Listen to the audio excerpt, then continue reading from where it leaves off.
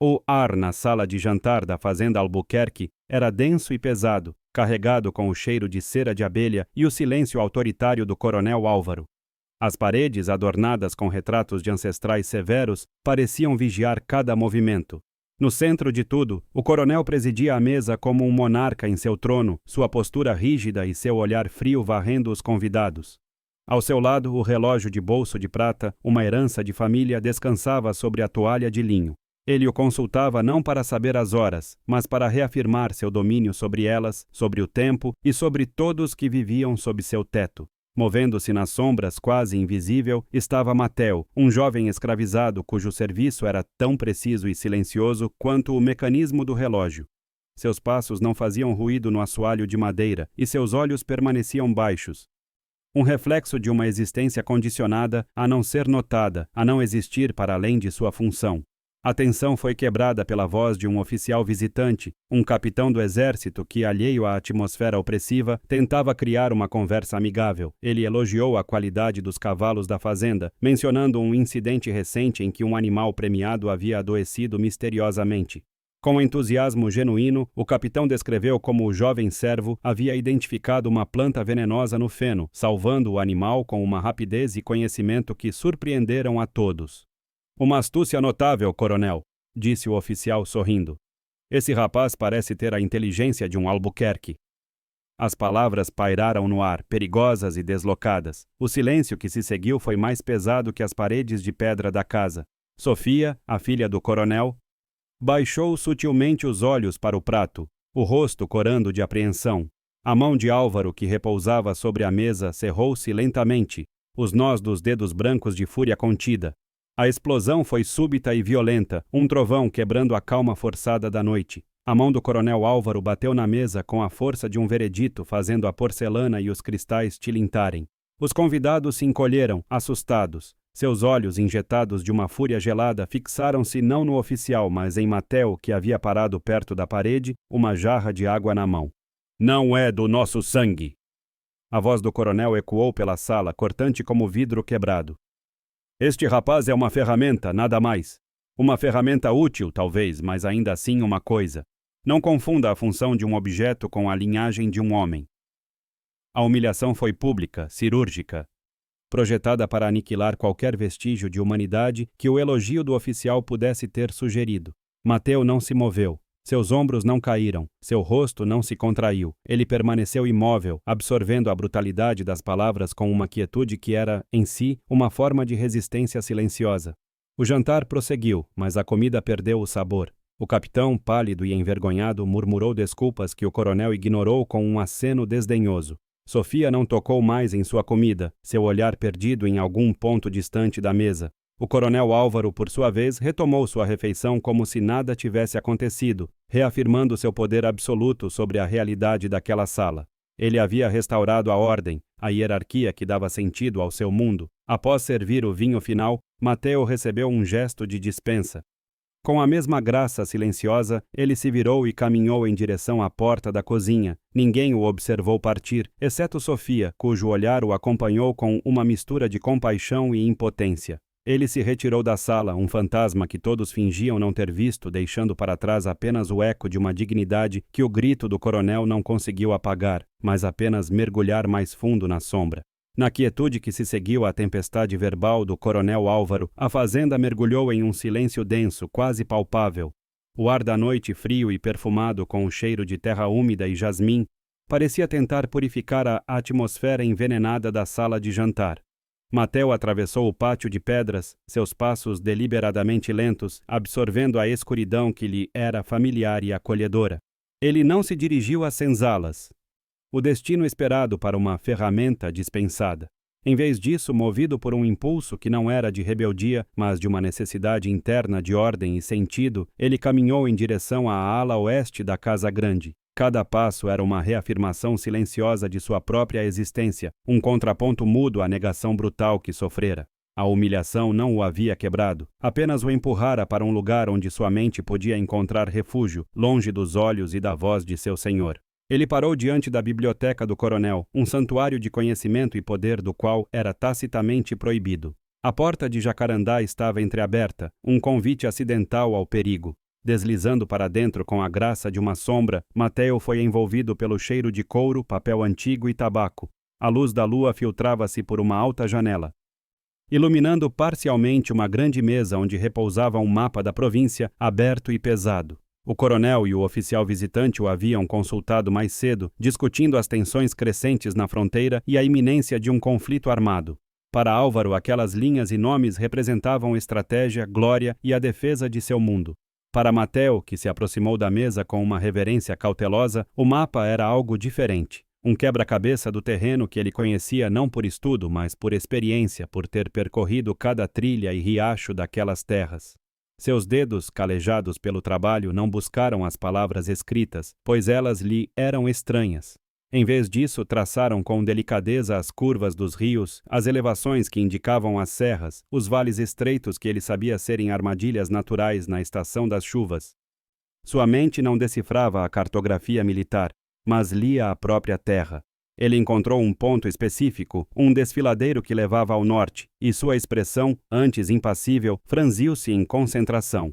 Ele lembrava daquele lugar, de como as carroças de suprimentos sempre atolavam ali, de como o som ecoava de forma traiçoeira entre as paredes de rocha.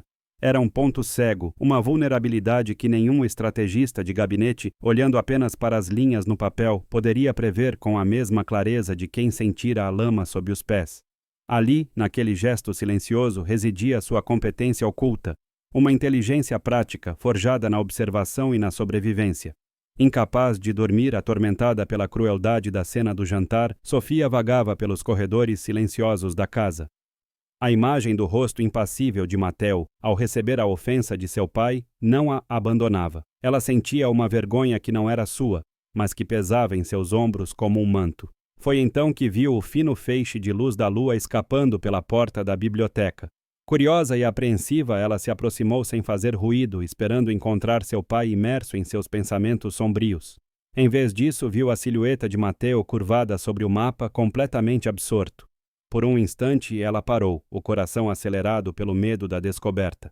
Mas o que aprendeu não foi o temor, e sim a intensidade serena da concentração do rapaz. Ele não parecia um intruso, mas alguém que pertencia àquele silêncio, àquele momento de profunda análise, revelando uma faceta que ninguém na casa jamais suspeitaria existir.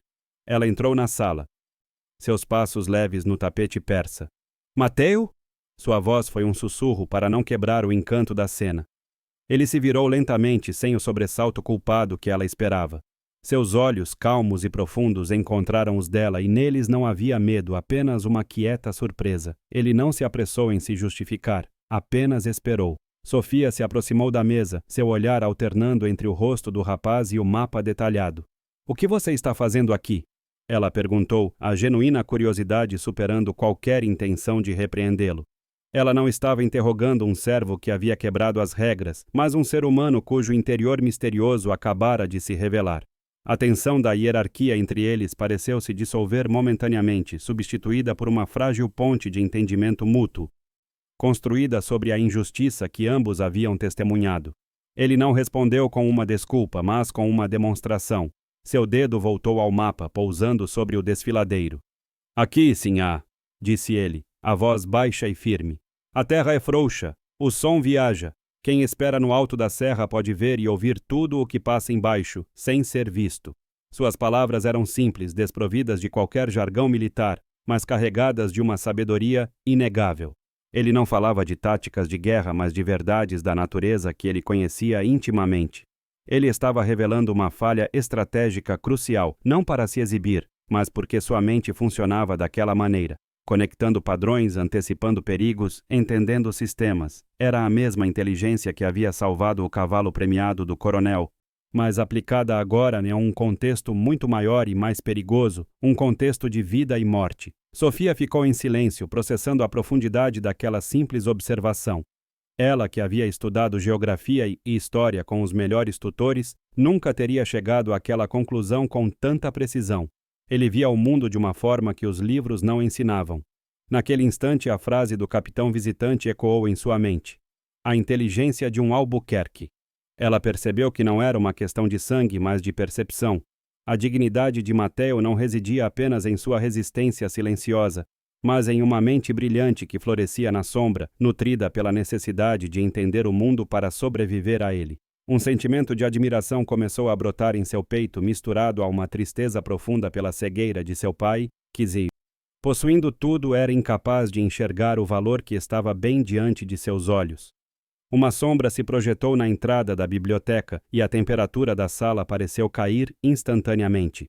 O coronel Álvaro estava parado ali, sua figura imponente bloqueando a luz do corredor. Seu rosto era uma máscara de fúria fria. Ele também não conseguira dormir, a irritação pelo desafio à sua autoridade corroendo sua paz. Ao ver a cena, sua filha e o escravo juntos em seu santuário pessoal debruçados sobre seus mapas, sua raiva se solidificou em uma certeza perversa. Ele não viu uma troca de ideias, viu uma conspiração, uma transgressão intolerável de todas as regras que sustentavam seu universo. O silêncio que se instalou foi pesado, carregado de acusação e da promessa de uma punição iminente. Para ele, a presença de Mateo ali era a prova final de uma insolência que precisava ser esmagada de uma vez por todas. "O que significa isto?" A voz do coronel cortou o ar, baixa e perigosa. Ele não se dirigiu a Mateo, mas a Sofia, como se o rapaz fosse um objeto deslocado, uma peça fora do lugar. "Ensina agora os segredos da guerra a um animal de carga, minha filha." O desprezo em suas palavras era uma arma afiada, projetada para ferir a ambos. Ele se aproximou da mesa, seu olhar varrendo o mapa e depois se fixando em Mateo com um desdém absoluto. Ele viu o dedo do rapaz ainda próximo ao desfiladeiro e soltou uma risada curta e sem humor. "Imagino que tenha descoberto uma nova rota para a senzala. Saia da minha frente. Sua presença contamina este lugar." A humilhação era novamente pública e deliberada. Uma reafirmação de seu poder absoluto e da insignificância de Mateo. Foi nesse momento de fúria e desprezo que uma ideia sombria tomou forma na mente do coronel. A convocação para a guerra, a necessidade de levar um servo, o destino parecia lhe oferecer a ferramenta perfeita para sua lição. Ele olhou para Mateo, que permanecia de pé, imóvel, absorvendo o ódio sem demonstrar qualquer reação. Essa calma, essa recusa em se mostrar quebrado, era o que mais enfurecia Álvaro. "O governo exige que eu lute por esta província", disse o coronel, a voz gélida como aço. "E a lei exige que um homem de minha posição leve consigo um assistente. Você demonstrou um interesse notável em assuntos militares esta noite." Ele fez uma pausa, saboreando o poder da decisão. "Arrume suas coisas. Você virá comigo para o front. Veremos se sua sabedoria sobre a terra vale alguma coisa quando o chumbo começar a voar." A sentença foi proferida. Não era uma escolha, era uma condenação. Para o coronel, era a punição perfeita. Arrancar Mateo do único ambiente que conhecia e jogá-lo no caos da guerra, um lugar onde ele certamente pereceria ou se tornaria tão insignificante quanto um grão de poeira. Sofia ofegou, um pequeno som de horror que foi ignorado. Seus olhos se arregalaram, compreendendo a crueldade do ato de seu pai. Mas Mateo não reagiu como o esperado. Não houve súplica nem pavor em seus olhos. Ele ergueu o queixo minimamente e, com uma dignidade que era sua única armadura, apenas assentiu. Uma única vez. Um gesto de aceitação que não era submissão, mas um desafio silencioso. A semente do conflito não estava mais adormecida. Estava plantada em solo fértil, prestes a germinar no campo de batalha, onde as hierarquias de sangue seriam lavadas pela lama e pelo fogo. A marcha para o fronte foi uma procissão de poeira e silêncio. O coronel Álvaro cavalgava à frente, a espinha ereta, o uniforme impecável apesar do calor sufocante que emanava da terra batida. Ele não olhava para trás, mas sentia a presença de Mateo como uma sombra persistente, um erro de cálculo que o seguia. Mateo caminhava a pé, carregando um pesado fardo de suprimentos e o rifle do coronel, seus passos firmes e rítmicos no chão irregular. Ele não era um assistente, mas um animal de carga, uma exibição pública da autoridade de seu senhor. Outros soldados, jovens e assustados, observavam a cena com uma mistura de pena e temor. Eles viam no tratamento dispensado a Mateo um espelho do poder absoluto que o coronel exercia sobre a vida e a morte. Para Álvaro, cada passo de Mateo sob o sol inclemente era uma reafirmação de sua ordem, uma tentativa de esmagar a dignidade que ele não conseguia compreender e, por isso, odiava com uma fúria fria e metódica. O acampamento militar era um organismo caótico de lama, lona e medo. O cheiro de pólvora, suor e comida mal cozida pairava no ar úmido, um contraste brutal com a ordem asséptica da fazenda. O coronel Álvaro, acostumado a ter seu mundo perfeitamente controlado, sentiu uma onda de repulsa.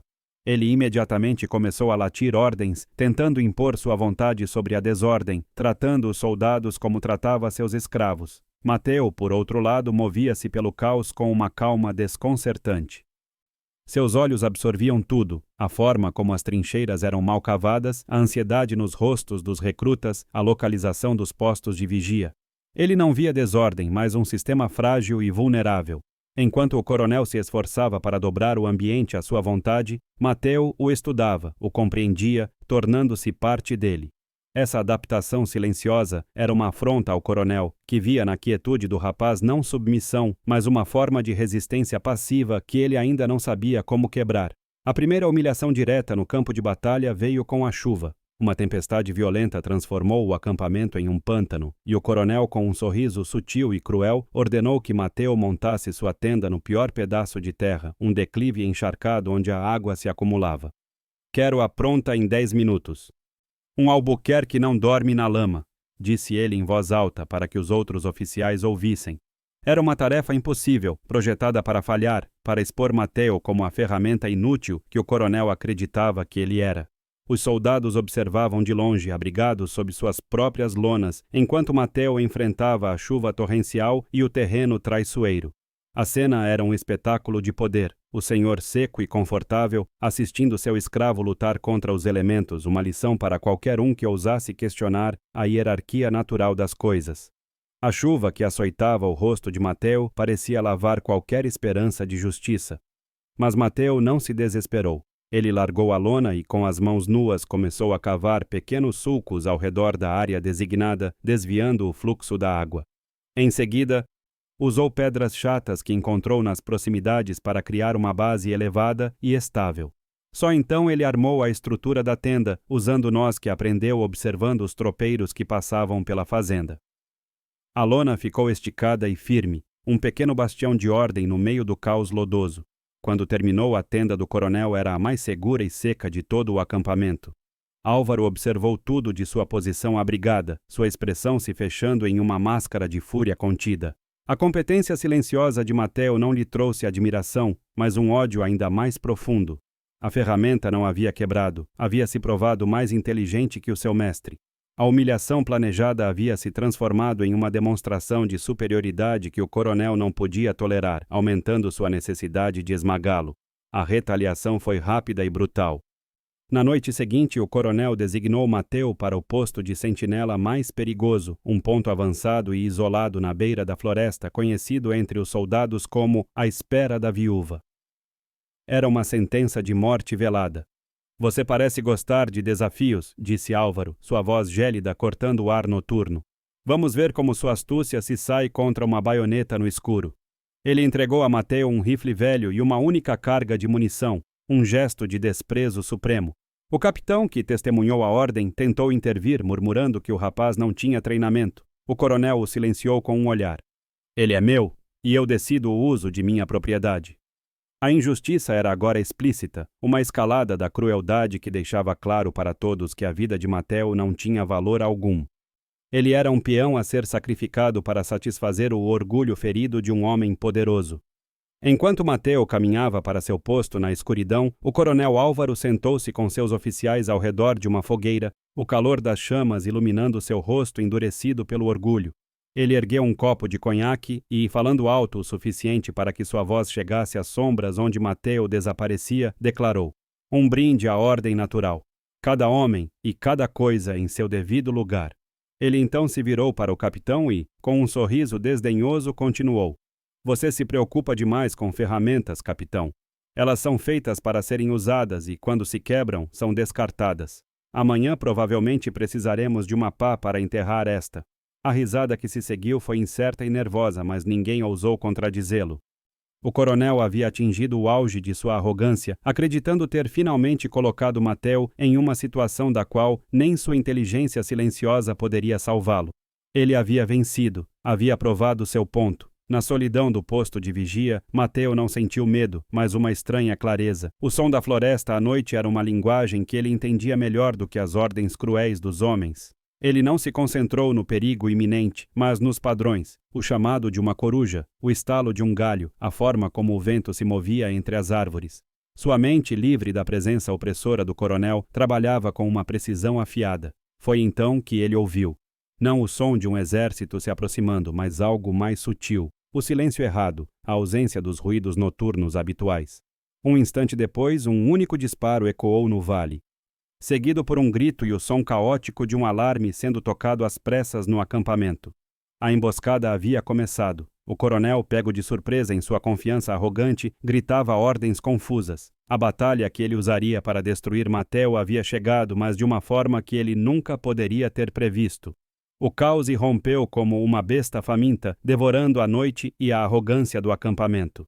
Flashes de disparos rasgavam a escuridão, seguidos pelo som agudo de balas cortando o ar e o baque surdo de corpos caindo na lama. O coronel Álvaro, pego em meio a uma conversa presunçosa, ficou paralisado por uma fração de segundo, seu cérebro treinado para a ordem sendo incapaz de processar a anarquia súbita.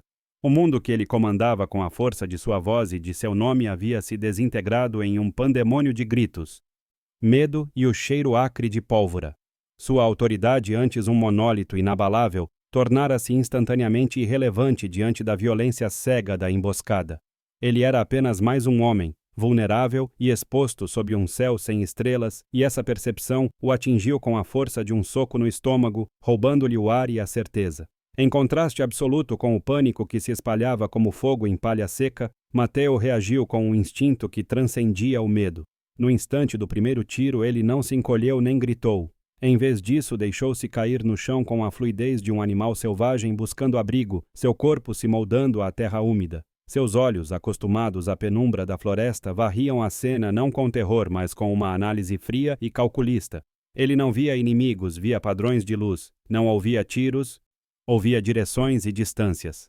Seus sentidos, aguçados por uma vida inteira de observação silenciosa para sobreviver, absorviam informações que os soldados treinados, cegos pelo pavor, eram incapazes de perceber. Ele não era um combatente, era um predador em seu próprio território, e a batalha que se desenrolava era apenas uma perturbação violenta no ecossistema que ele conhecia intimamente. O coronel Álvaro finalmente encontrou sua voz, mas ela era apenas um fragmento de sua autoridade anterior. Formação! Às trincheiras! Fogo de supressão! Ele gritava, mas suas palavras eram engolidas pelo barulho ensurdecedor da batalha. Seus homens, a maioria recrutas jovens e aterrorizados, corriam sem direção, buscando abrigo onde não havia. A hierarquia que funcionava perfeitamente na paz da fazenda era inútil ali. A obediência cega fora substituída pelo instinto primal de sobrevivência. O coronel, acostumado a ver o mundo se curvar à sua vontade, sentia uma fúria impotente crescer em seu peito. Sua voz, a ferramenta com a qual construíra seu império de medo e respeito, era agora apenas um som a mais na sinfonia caótica da morte, inútil e desesperada. Enquanto o coronel se afogava em sua própria irrelevância, Mateo se movia. Com o corpo colado ao chão, ele rastejou não em direção à segurança das trincheiras, mas em direção a uma carroça de suprimentos tombada, um alvo perigoso no meio do fogo cruzado. Sua ação parecia ilógica, suicida para qualquer um que observasse. Ele não buscava uma arma para revidar o ataque, nem um escudo para se proteger. Seu objetivo era outro, nascido de uma compreensão da situação que ia além da simples luta. O público, assim como os poucos soldados que o viram, prenderia a respiração, questionando a sanidade daquele movimento. Ele não estava pensando em lutar contra o inimigo que via, mas em se preparar para o perigo que ainda não era visível, agindo com uma lógica que pertencia a um mundo diferente daquele dos homens. O capitão, o mesmo oficial que elogiara a inteligência de Mateo no fatídico jantar, encontrou abrigo atrás de uma pilha de caixotes. De lá, com o coração martelando contra as costelas, ele viu o movimento furtivo de Mateo. Ele esperava ver o rapaz paralisado pelo terror como tantos outros. Em vez disso, viu uma concentração que beirava a serenidade, uma ausência total de pânico que era quase sobrenatural. A imagem gravou-se em sua mente. O jovem escravo condenado à morte por seu senhor, movendo-se com um propósito claro em meio a um inferno, onde homens treinados haviam perdido completamente o rumo. A semente da dúvida que o coronel tentara esmagar com sua crueldade começou a germinar novamente na mente do capitão, uma curiosidade teimosa sobre a verdadeira natureza daquele rapaz silencioso. Ao alcançar a carroça, Mateu ignorou as armas e munições espalhadas. Suas mãos, ágeis e precisas, buscaram 2 objetos aparentemente inúteis, um pequeno espelho de barbear que caíra do pertence de um oficial e um pedaço de lona escura. Mantendo-se na sombra da carroça, ele usou o espelho, angulando-o cuidadosamente. Cada clarão de disparo inimigo era capturado por um instante no pequeno vidro, revelando a localização precisa de um atirador. Em sua mente ele não via soldados, via pontos de luz em um mapa tridimensional da escuridão. Era um ato de cartografia instintiva, uma demonstração de inteligência prática que nenhum manual de guerra poderia ensinar. Ele estava lendo a batalha, decifrando sua linguagem secreta enquanto todos os outros apenas gritavam. A arrogância do coronel Álvaro o tornara um alvo fácil. De pé, tentando impor sua presença física sobre o caos, ele se expôs perigosamente. Uma bala zuniu perto de seu rosto e o impacto de um segundo projétil em sua cartucheira de couro o fez cambalear. O golpe não o feriu, mas a onda de choque o deixou atordoado. Pela primeira vez em décadas, ele sentiu o toque gelado da própria mortalidade. O mundo de certezas construído sobre seu nome e sua linhagem começou a ruir. Ele olhou ao redor buscando a lealdade de seus homens, mas encontrou apenas olhos arregalados de medo. Naquele momento, ele não era o coronel Albuquerque. Era apenas um homem envelhecido, assustado e terrivelmente só no meio do fogo. Foi então que uma figura emergiu da escuridão ao seu lado. Era Mateu. Ele não disse uma palavra. Apenas agarrou o braço do coronel com uma força surpreendente e apontou com o queixo para um ponto escuro no alto de uma formação rochosa que se erguia sobre o acampamento. O gesto foi rápido, urgente, desprovido de qualquer formalidade ou submissão.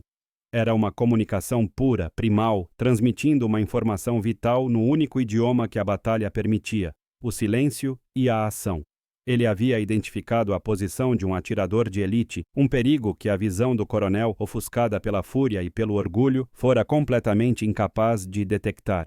A reação inicial de Álvaro foi de puro desprezo. Mesmo com a morte dançando ao seu redor, seu orgulho ferido se recusava a aceitar uma advertência vinda de seu escravo. Ele interpretou o gesto como um sinal de pânico, uma alucinação de um covarde. "Volte para o seu lugar, moleque!" Ele rosnou, tentando se soltar do aperto de Mateu. A ideia de que aquela ferramenta pudesse ver algo que ele, um veterano de guerra, não via, era um insulto tão grande quanto a própria emboscada. Sua mente, rígida e inflexível, não conseguia processar a inversão de papéis que a realidade brutal da guerra estava lhe impondo. Ele estava prestes a empurrá-lo para longe, para reafirmar sua autoridade, mesmo que isso custasse sua vida. Antes que o coronel pudesse completar seu gesto de repulsa, um clarão brotou exatamente do ponto para onde Mateu havia apontado. O som do disparo chegou um instante depois. Junto com o grito de um soldado que estava posicionado a meros 2 passos de onde Álvaro estivera momentos antes. O homem caiu, um buraco nítido em seu peito. A verdade atingiu o coronel com a força de um projétil. O choque silenciou sua raiva, substituindo-a por um gelo que percorreu sua espinha. Ele não fora salvo por sua experiência, por seus homens ou por sua patente. Fora salvo pela percepção aguçada do rapaz que ele havia humilhado e enviado para a morte. A realidade era inegável, e o peso daquela revelação o deixou sem fôlego. Pela primeira vez em sua vida, o coronel Álvaro olhou para Mateu. Não para o escravo, não para a propriedade, não para a ferramenta. Ele olhou para o homem e em seus olhos não viu medo, mas uma calma e uma certeza que ele mesmo havia perdido. O equilíbrio de poder, tão rigidamente mantido por anos de opressão, oscilou violentamente naquele instante. No campo de batalha, a linhagem de sangue não valia nada. A capacidade de ver, de entender e de agir era a única moeda que importava. Um reconhecimento silencioso e pesado se estabeleceu entre os 2 homens. Uma ponte frágil construída sobre o abismo de seu ódio e o terreno comum de sua sobrevivência. Mateu não esperou por um agradecimento que sabia que não viria. Soltando o braço do coronel, ele se moveu novamente com uma eficiência silenciosa. Usando o pedaço de lona que havia recuperado, ele se aproximou do soldado recém-atingido. Com movimentos rápidos e práticos, ele o posicionou sobre o tecido, criando uma maca improvisada. Em seguida, gesticulou para outro recruta assustado, indicando um caminho sinuoso entre as carroças que levava a uma vala rasa, o único abrigo decente nas proximidades. Suas ações não eram motivadas por heroísmo, mas por uma lógica de sobrevivência coletiva. Ele não estava apenas salvando a si mesmo ou ao coronel, estava instintivamente tentando preservar as peças de um sistema que havia desmoronado.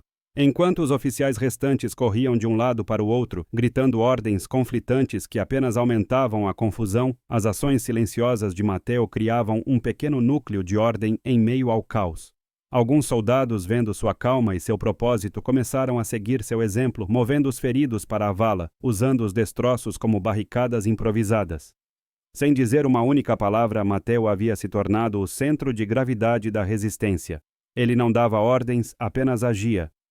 E sua competência era tão evidente que inspirava uma confiança que os gritos dos oficiais não conseguiam mais evocar. Ele estava reescrevendo as regras da hierarquia com gestos, não com palavras. O capitão observava tudo, fascinado e atônito. Ele viu a liderança emergir de onde menos se esperava. Compreendeu naquele momento que a inteligência que havia percebido em Mateo não era apenas uma astúcia para resolver problemas triviais da fazenda. Era uma sabedoria estratégica profunda, uma capacidade inata de ler o ambiente e antecipar movimentos, algo que superava em muito o conhecimento teórico que eles haviam aprendido nos manuais militares. A frase que ele dissera no jantar, a inteligência de um Albuquerque, agora lhe parecia um elogio pobre e inadequado. O que ele via ali era algo mais raro e mais valioso, a inteligência de um sobrevivente. Com um pequeno grupo de homens agora seguindo seus movimentos, Mateo iniciou uma retirada estratégica. Ele não usava comandos verbais que poderiam denunciar suas posições. Em vez disso, comunicava-se através de uma série de sinais manuais e sons baixos. O estalo de um dedo, um assobio que imitava o de um pássaro noturno, uma linguagem secreta que ele desenvolvera observando a vida selvagem. Para os soldados, era um código estranho, mas sua lógica era clara e eficaz. Ele os guiava pelas sombras, explorando cada centímetro de cobertura, movendo-os como um pastor que conduz seu rebanho por um desfiladeiro perigoso, longe da linha de fogo principal. O coronel Álvaro, com a dignidade em frangalhos e o braço latejando onde a cartucheira fora atingida, não teve escolha a não ser seguir. Cada passo que dava sob a orientação silenciosa de seu escravo era uma humilhação profunda, uma pílula de veneno que ele era forçado a engolir. Ele, o grande estrategista, o líder de homens, estava sendo conduzido para a segurança pela ferramenta que ele próprio havia tentado descartar. A ironia era tão cortante quanto os estilhaços que voavam pelo ar. Sua dependência era total, e o reconhecimento desse fato corroía os alicerces de sua identidade, deixando-o nu de todo o seu orgulho e de toda a sua arrogância. Finalmente alcançaram um bosque denso nos limites do acampamento, onde a vegetação espessa abafava os sons da batalha, reduzindo-os a um murmúrio distante. O perigo imediato havia diminuído, mas foi substituído por uma tensão de outra natureza, mais íntima e sufocante. No silêncio da floresta, o abismo entre o coronel e Mateo parecia ainda maior, mas agora a geografia do poder havia sido completamente invertida. O escravo era o guia, o senhor era o seguidor. Nenhuma palavra foi dita, mas o silêncio gritava a nova realidade que se impunha entre eles, pesada e irrevogável. Mateo parou o grupo e se aproximou do coronel. Sem pedir permissão, ele rasgou uma tira limpa da bainha de sua própria camisa. Com uma delicadeza que contrastava brutalmente com a violência da noite, ele começou a limpar o arranhão no braço de Álvaro, onde um estilhaço o havia ferido superficialmente. O gesto não continha um pingo de servidão. Não era o ato de um escravo cuidando de seu mestre, mas de um ser humano cuidando de outro. Era um ato de compaixão pura, desprovido de história ou hierarquia. E essa simplicidade o tornava incrivelmente poderoso e desarmador. O coronel recuou instintivamente não pela dor do ferimento, mas pelo toque. O contato de Mateo era como uma brasa em sua pele, queimando-o com uma vergonha que ele nunca havia experimentado. Uma parte dele queria gritar, empurrá-lo, restaurar a distância que sempre os definira. Mas seu corpo não obedeceu. Ele estava paralisado, fisicamente exausto e moralmente derrotado. Aquele simples gesto de cuidado era uma arma mais eficaz do que qualquer baioneta, pois não atacava seu corpo, mas sua alma, expondo a podridão de seu orgulho. Ele permaneceu imóvel, recebendo o cuidado como quem recebe uma sentença. Enquanto Mateo amarrava o pano em seu braço, um feixe de luar atravessou a copa das árvores, iluminando seu rosto. A expressão dele era de pura concentração, calma e desprovida de qualquer emoção de triunfo ou ressentimento. Naquela luz prateada, o coronel Álvaro não viu o rosto de um escravo.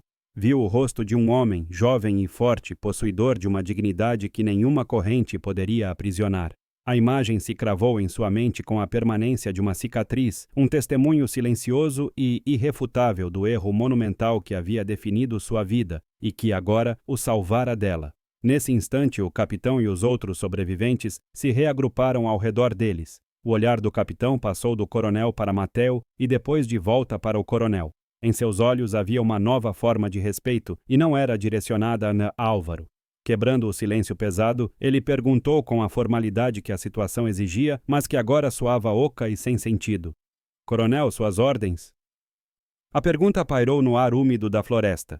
Álvaro abriu a boca para responder, para retomar o comando, mas nenhuma palavra saiu.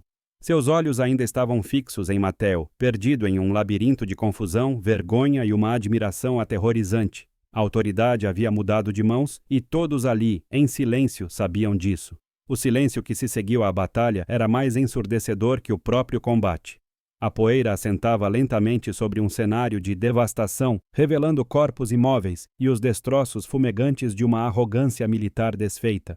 O coronel Álvaro jazia recostado contra a roda quebrada de uma carroça, a perna esquerda presa sob uma viga de madeira, uma poça escura e crescente de sangue manchando a terra a seu redor.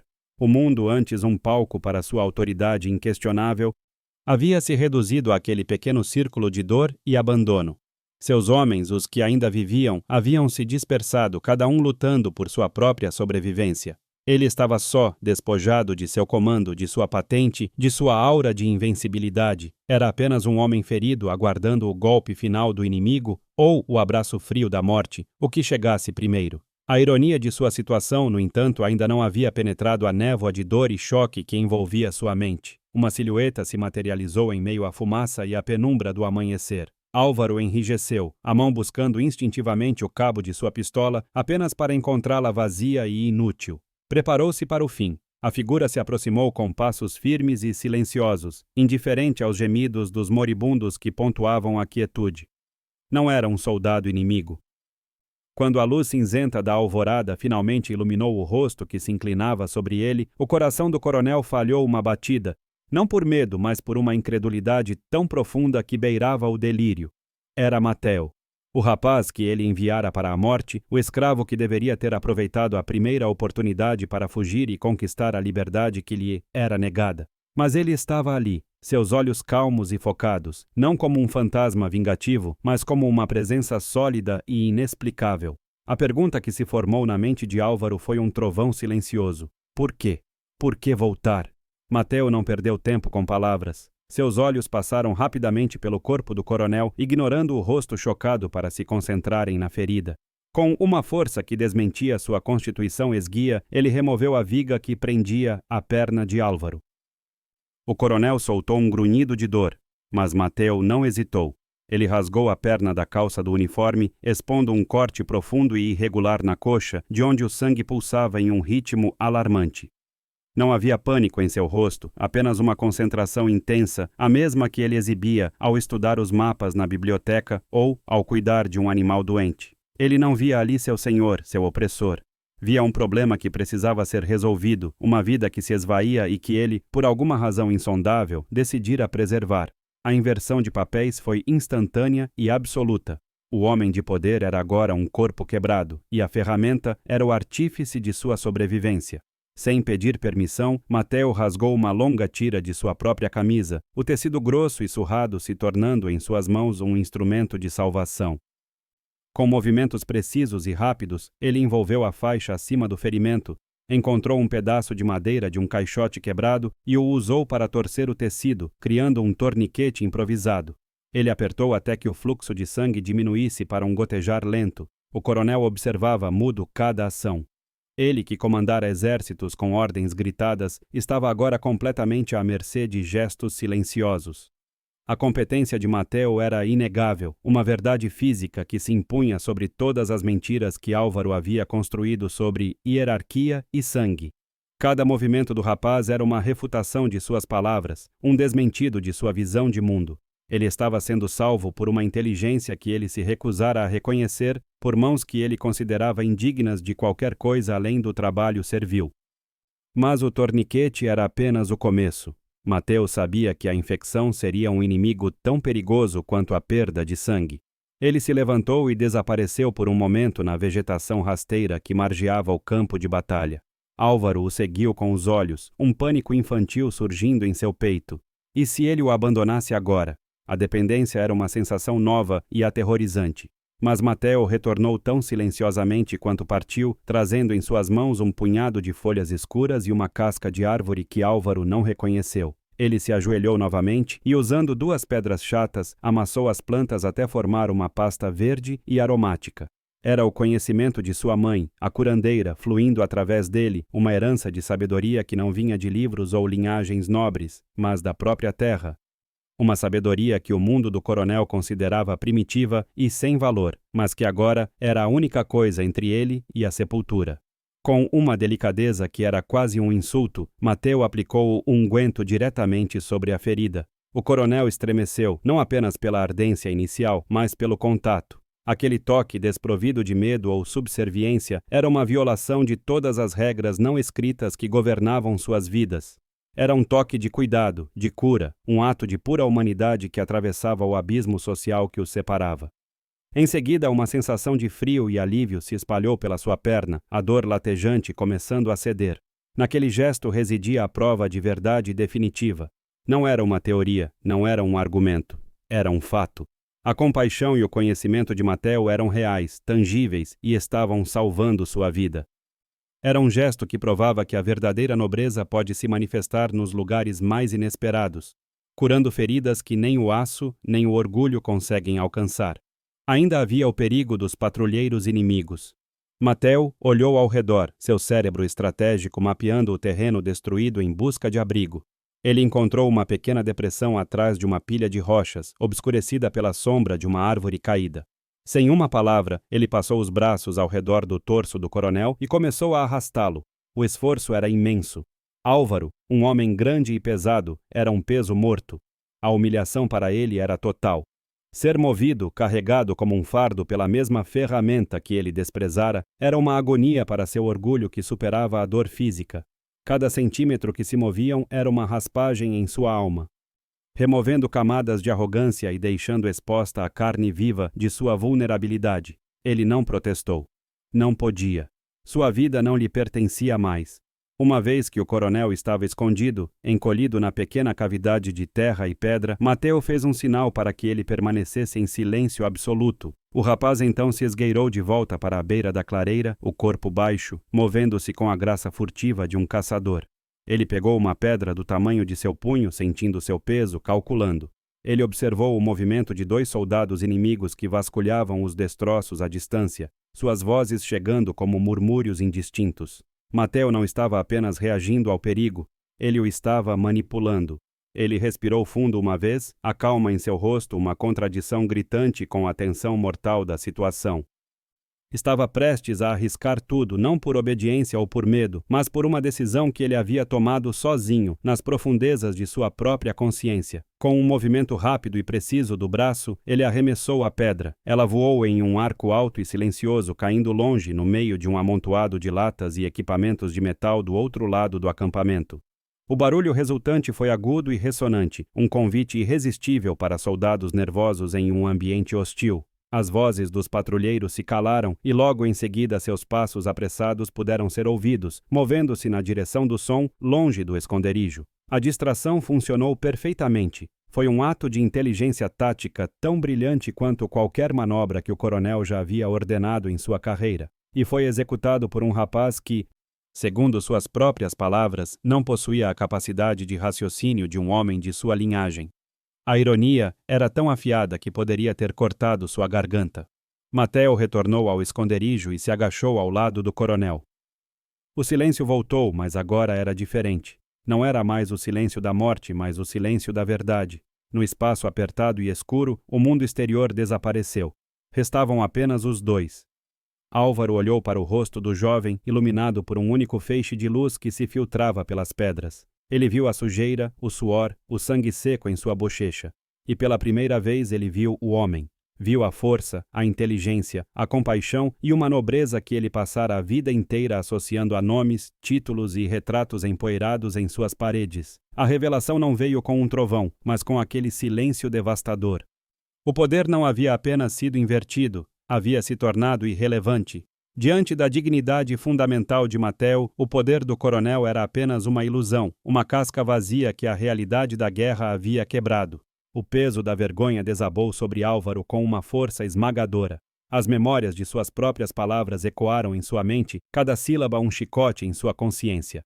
Não é do nosso sangue. É uma ferramenta, nada mais. Ele havia gritado aquelas palavras com a certeza de um Deus, e agora elas eram o epitáfio de sua tolice.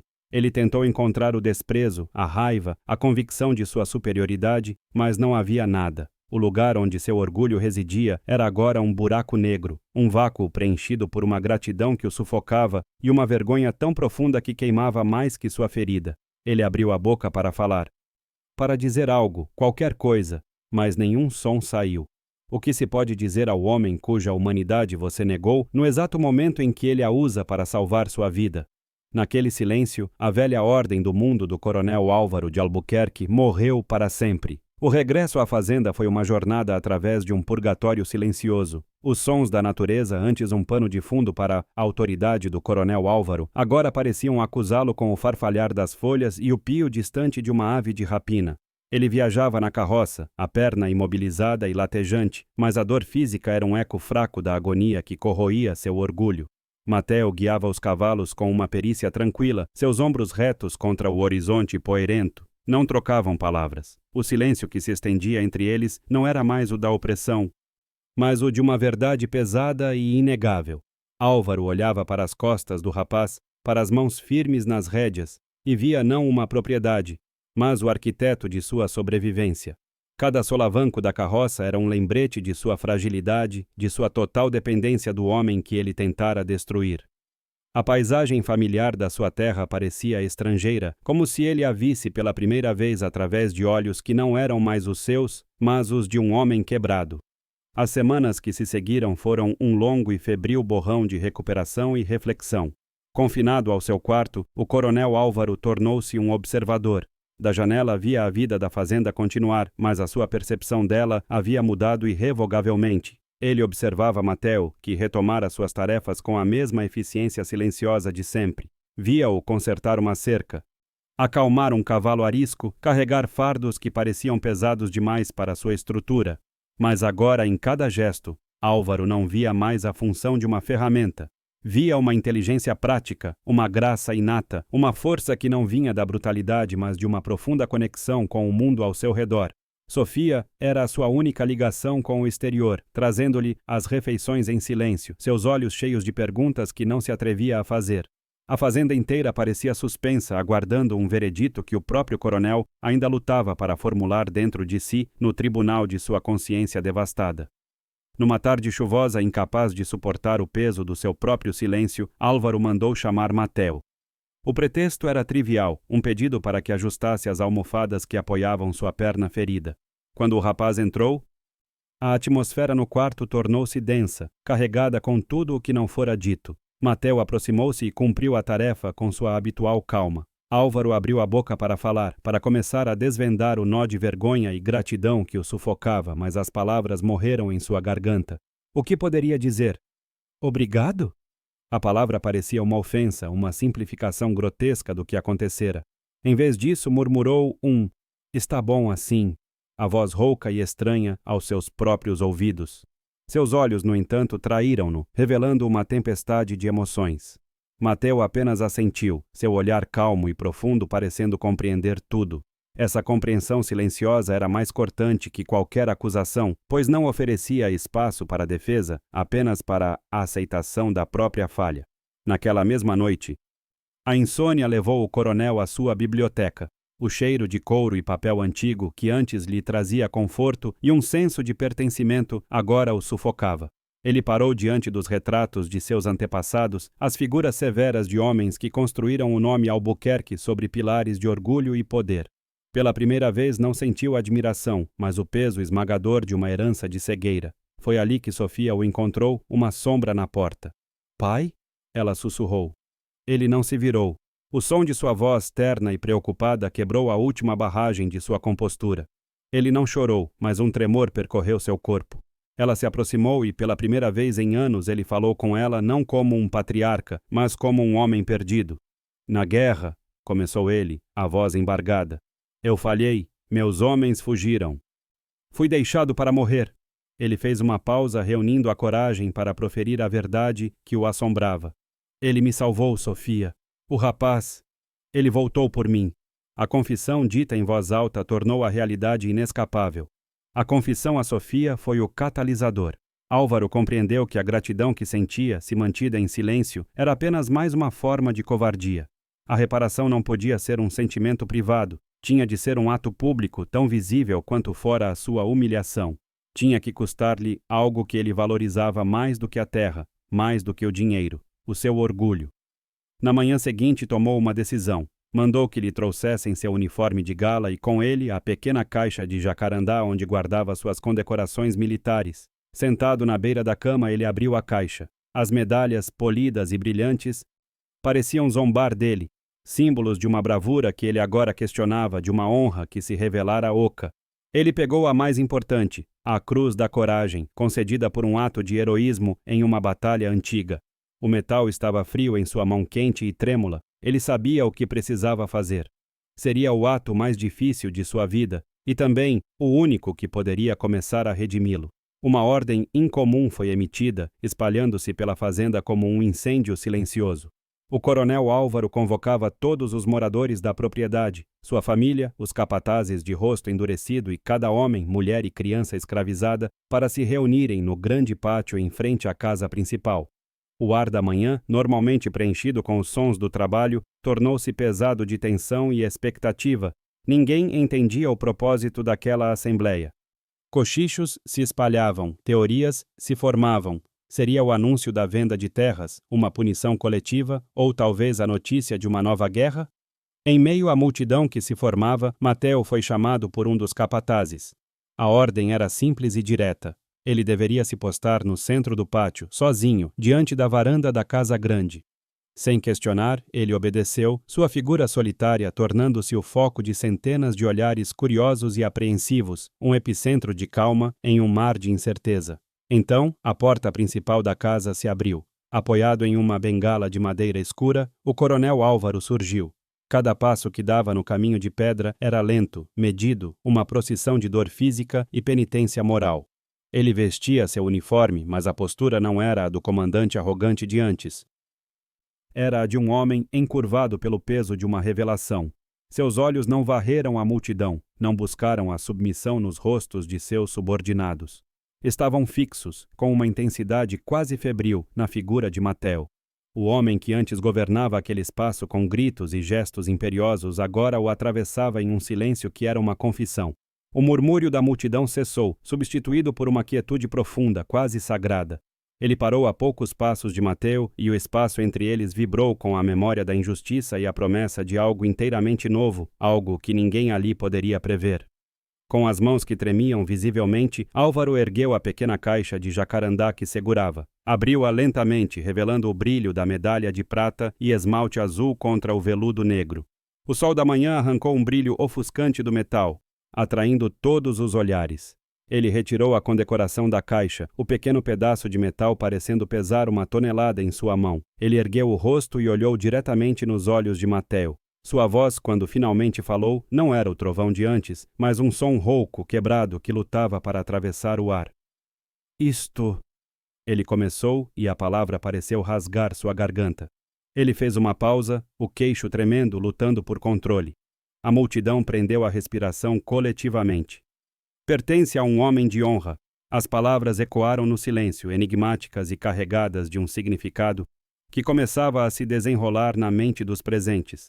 Ele deu mais um passo, diminuindo a distância final entre eles, um abismo de status e história. Seus olhos, antes frios e dominadores, estavam agora turvos, vulneráveis. Eu estava enganado. Continuou ele, a voz ganhando uma força frágil, a força de uma verdade dolorosamente conquistada. Sobre quem era esse homem? A confissão pública foi como uma onda de choque que percorreu a multidão. Era mais do que um pedido de desculpas. Era a demolição de um mundo. Com um gesto que era ao mesmo tempo uma rendição e uma coroação, Álvaro estendeu a mão e, com uma delicadeza surpreendente, afixou a medalha na camisa simples e gasta de Mateo. O contraste entre o símbolo de glória aristocrática e o tecido humilde do escravo era uma imagem poderosa, a síntese de uma revolução moral. Na varanda, Sofia cobriu a boca com a mão, as lágrimas que ela segurava finalmente escorrendo por seu rosto, não de tristeza, mas de um alívio catártico e profundo. Um suspiro coletivo, um som de assombro e incredulidade varreu a multidão. Os capatazes se entreolharam, seus rostos máscaras de confusão, como se as leis da física tivessem sido subitamente revogadas. Os outros escravizados olhavam para Mateo, para a medalha em seu peito, com uma mistura de medo e uma esperança que mal ousavam sentir. Mateo não reagiu com triunfo. Seu rosto permaneceu sereno. Ele baixou os olhos por um instante para a condecoração e depois os ergueu novamente para encontrar o olhar do coronel. Não havia perdão em seus olhos, nem acusação. Havia algo mais profundo, um reconhecimento, a aceitação de um ato que não apagava as cicatrizes do passado, mas que abria a possibilidade de um futuro diferente. O gesto não era sobre esquecer, era sobre finalmente enxergar. Naquele momento, a hierarquia de sangue que governara aquela terra por gerações desmoronou em pó sob o peso daquele pequeno pedaço de metal. Com o ato consumado, uma exaustão visível abateu-se sobre o coronel Álvaro. A força que o sustentara pareceu abandoná-lo. Ele deu um passo para trás, apoiando-se pesadamente na bengala, o corpo e a alma esvaziados. Sem outra palavra, sem olhar para mais ninguém, ele se virou e caminhou lentamente de volta para a solidão de sua casa. A multidão, liberada da imobilidade, começou a se dispersar em pequenos grupos, as vozes subindo em murmúrios agitados, tentando processar o impensável. Por um longo momento, Mateo permaneceu sozinho no centro do pátio, o sol da manhã fazendo a medalha em seu peito brilhar como uma estrela solitária. O símbolo da honra militar, antes o emblema do poder que o esmagava, fora ressignificado. Não era mais um prêmio por derramar sangue, mas por salvá-lo. Era um testemunho silencioso de que a verdadeira nobreza não está na linhagem, mas na coragem da compaixão. A tensão se dissipara, deixando para trás o ar rarefeito e frágil da esperança. O pátio, antes um palco para a humilhação, permaneceu em silêncio muito depois de a multidão se dispersar. O sol da manhã parecia diferente, menos um juiz implacável e mais uma testemunha de algo frágil e novo. As operações da fazenda foram retomadas, mas com uma hesitação palpável, como se o ritmo antigo do trabalho forçado tivesse sido quebrado e um novo ainda não houvesse sido encontrado. Os capatazes, homens cujas vidas eram definidas pela aplicação da vontade do coronel, agora trocavam olhares incertos, suas ordens desprovidas da antiga convicção. Mateo, por sua vez, retirou a medalha e a guardou no bolso, o peso do metal um lembrete constante não de uma vitória, mas de uma responsabilidade. Ele não retornou às suas tarefas como se nada tivesse acontecido. Em vez disso, caminhou até o estábulo, o lugar onde sua inteligência fora notada pela primeira vez, e ali esperou, sabendo que o gesto no pátio não era um fim, mas o começo de uma jornada muito mais difícil, a de construir a paz após a guerra ter sido vencida no campo da alma. Naquela tarde, a transformação começou a tomar forma concreta, longe dos olhos do público. O coronel Álvaro, em seu escritório, redigiu 2 documentos com uma mão que ainda tremia, não de fraqueza, mas do esforço de reescrever seu próprio mundo. Ele convocou Mateo e sua irmã mais nova, uma menina de olhos assustados que se agarrava ao irmão. Sofia também estava presente. Seu rosto uma mistura de alívio e orgulho silencioso por seu pai. Sem cerimônia, sem discursos, Álvaro estendeu os papéis sobre a mesa de jacarandá. Eram as cartas de alforria. A partir de hoje, vocês são livres, disse ele, a voz baixa, despojada de toda a sua antiga autoridade. Era uma declaração, não uma concessão, um reconhecimento de um direito que ele usurpara por tempo demais. Mateo leu o documento com a ajuda de Sofia, seus olhos percorrendo as palavras que mudavam seu destino. Ele então olhou para o coronel e em seu olhar havia a gravidade de um homem que aceitava não um presente, mas a devolução de algo que sempre lhe pertencera, sua própria humanidade. A liberdade, no entanto, veio acompanhada de uma proposta que ninguém esperava. Eu peço que fiquem, disse Álvaro. A palavra peço soando estranha e desconfortável em sua boca. Não como antes, mas como homens livres. Esta terra precisa de mais do que a minha memória. Precisa da sua visão. Ele olhou para Mateu e, pela primeira vez, seu olhar não era o de um senhor para um servo, mas o de um estrategista reconhecendo o outro. Eu sei cuidar de soldados e de ordens. Você sabe cuidar da terra e da vida. Eu preciso da sua ajuda para administrar esta fazenda, para torná-la um lugar onde a dignidade não precise ser provada em batalha. A oferta era um terremoto. Era a admissão final de que a competência de Mateu era um recurso valioso, indispensável. Mateu olhou para sua irmã, depois para Sofia e finalmente para o homem quebrado à sua frente. Com um aceno lento e deliberado, ele aceitou, não por lealdade ao antigo senhor, mas por um compromisso com a nova terra que eles poderiam construir juntos. Foi então que o coronel Álvaro pegou um objeto de seu colete. O relógio de bolso de prata, o símbolo de seu poder e de sua linhagem, brilhou sob a luz que entrava pela janela. Ele não o consultou. Em vez disso, abriu a corrente e o estendeu a Mateu. Meu pai me disse que este relógio não mede apenas as horas, mas o valor do tempo de um Albuquerque, disse ele, a voz embargada. Ele estava errado. O tempo não tem sangue. Seu valor está em como o usamos para curar, para construir. Ele colocou o relógio na palma da mão de Mateu. O metal frio, um contraste com a pele quente. O seu tempo salvou o meu. Agora este legado é seu. Use-o para medir o tempo de um futuro melhor. O relógio, antes um emblema de opressão, transformou-se naquele instante. Deixou de ser um marcador de hierarquia para se tornar um pacto de humanidade compartilhada. O tic-tac de suas engrenagens, agora marcando o início de uma nova era, onde o valor de um homem seria medido por suas ações, não por seu nascimento. As semanas seguintes trouxeram uma mudança que se espalhou como a água da chuva na terra seca. Novas regras foram estabelecidas na fazenda Albuquerque. As jornadas de trabalho foram reduzidas, as moradias melhoradas, e uma porção da colheita foi designada para ser dividida entre os trabalhadores. Mateu, agora administrador ao lado de um capataz mais velho e receptivo, movia-se pela propriedade com uma nova autoridade, uma que não vinha do medo, mas do respeito. Ele introduziu técnicas de rotação de culturas que aprendera observando a natureza.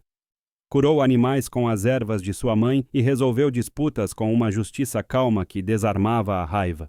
A fazenda, antes um lugar de silêncio tenso e trabalho brutal, começou a respirar. O som de risadas cautelosas começou a ser ouvido perto das senzalas, e as canções de trabalho, antes lamentos, ganharam um tom de esperança. O ambiente estava se curando junto com os homens que o habitavam, a terra respondendo à recém-descoberta dignidade de quem a cultivava. A transformação mais profunda, no entanto, ocorria dentro das paredes silenciosas da biblioteca. Todas as noites após o trabalho do dia terminar, o coronel Álvaro e Mateu se encontravam ali. O espaço, antes um santuário proibido de poder e conhecimento, tornou-se uma sala de aula. Sobre a grande mesa onde antes repousavam mapas de guerra, agora estavam abertos livros de alfabetização. Com uma paciência que surpreendia a si mesmo, Álvaro ensinava Mateu a ler e a escrever.